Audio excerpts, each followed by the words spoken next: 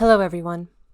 We're back into Parkitect and we're back into Warrington State Park here. I finished up this area last time.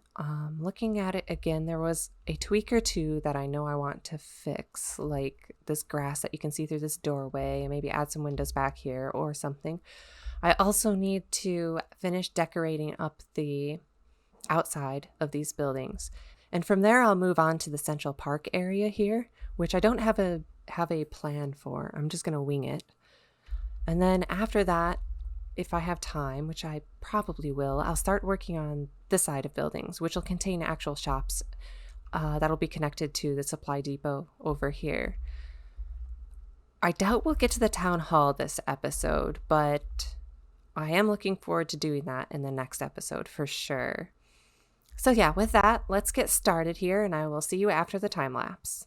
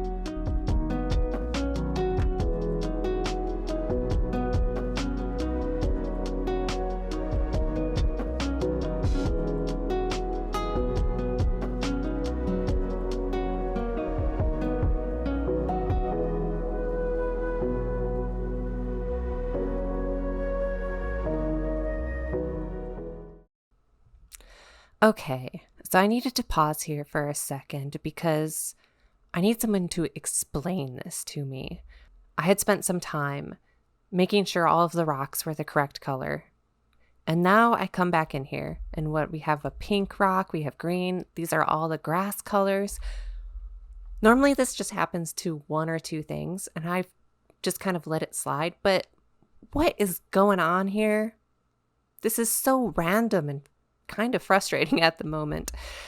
Anyway, well, I'll go back into the time lapse and fix them, and hopefully it doesn't happen again. But seriously, if somebody watches this and knows why this is happening, please put a comment in there and let me know. Also, I need to fix these benches.